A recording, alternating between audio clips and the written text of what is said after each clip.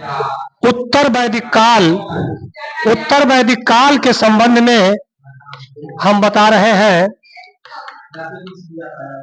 उत्तर वैदिक काल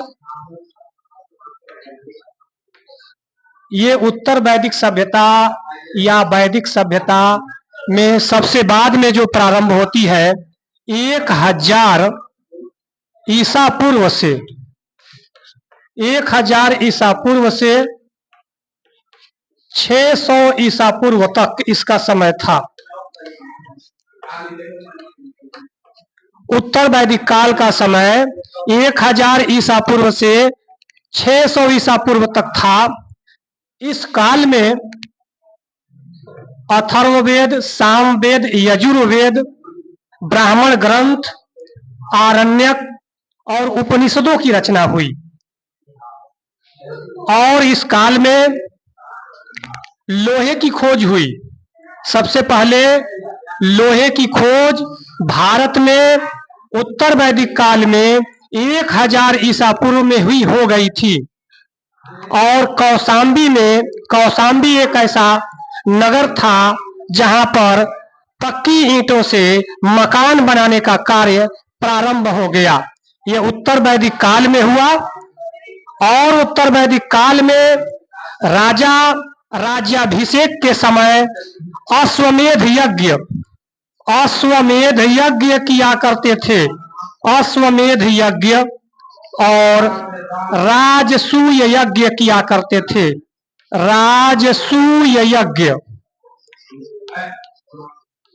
उत्तर वैदिक काल में राजा लोग इन दो यज्ञों को किया करते थे अपने राज्याभिषेक के समय।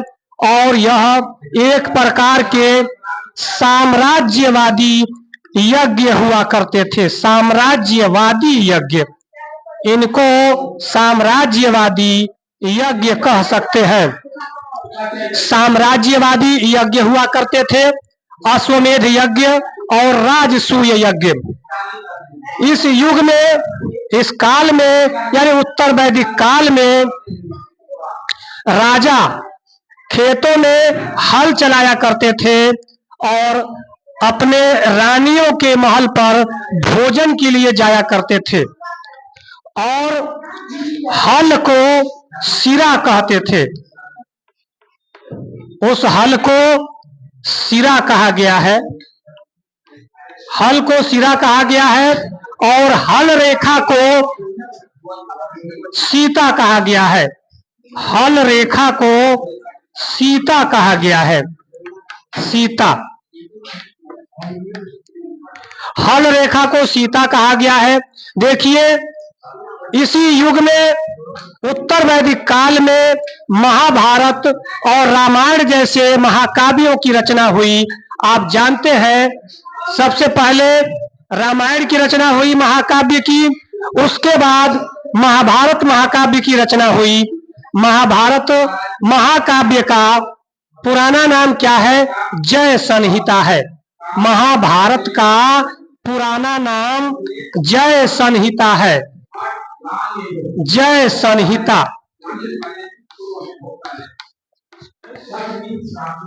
और उत्तर वैदिक काल में ही इनकी रचना हुई। महाभारत जो है विश्व का सबसे बड़ा महाकाव्य है, सबसे बड़ा ईपिक है। हम बताने जा रहे हैं आपको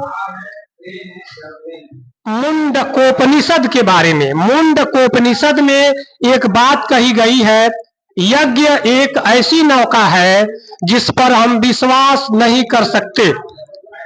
यह बात मुंडकोपनिषद में कही गई है। और गार्गी तथा याज्ञवल्क के बीच जो वार्तालाप हुआ है वह बृहदारण्यक उपनिषद में कहा गया है। बृहदारण्यक उपनिषद। बृहदारण्यक उपनिषद में गार्गी और याज्ञवल्क के बीच जो वार्तालाप हो रही है, जो बातचीत हो रही है, उसका वर्णन किया गया है बृहदारण्यक उपनिषद में। और उत्तर वैदिक काल में राजा का जो पद था महत्वपूर्ण हो गया, गरिमामय हो गया, और राजा का पद वंशानुगत हो गया। उत्तर वैदिक काल में सभ्यता जो थी वह पंजाब से बढ़ करके कुरुक्षेत्र तक आ गई थी।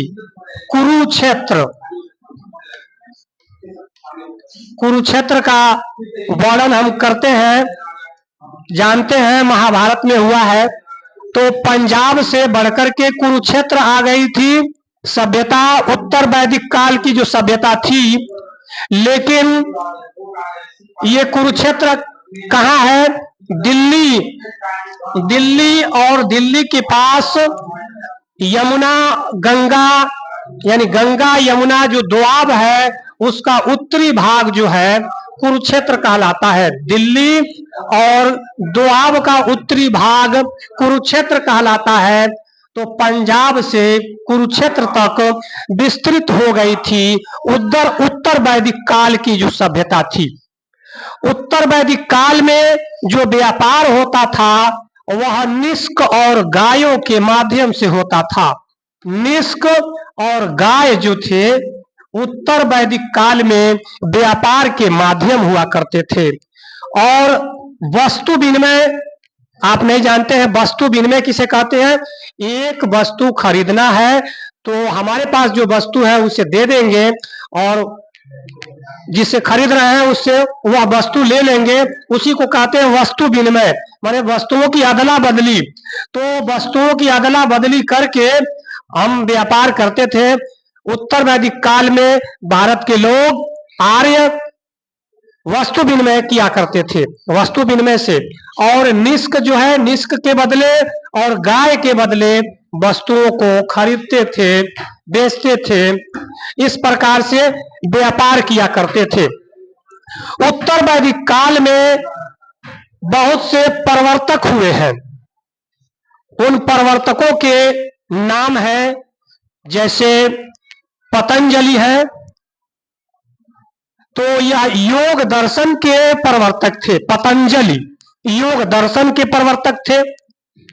और पूर्व मीमांसा के प्रवर्तक थे जैमिनी, और उत्तर मीमांसा के प्रवर्तक थे बादरायण, और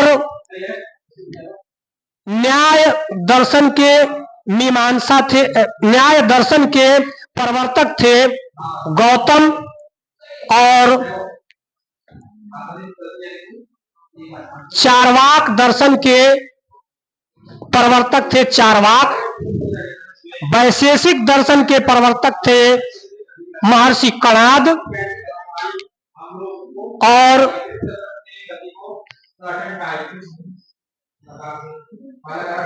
इस प्रकार से विभिन्न प्रवर्तक हुए हैं उत्तर वैदिक काल में।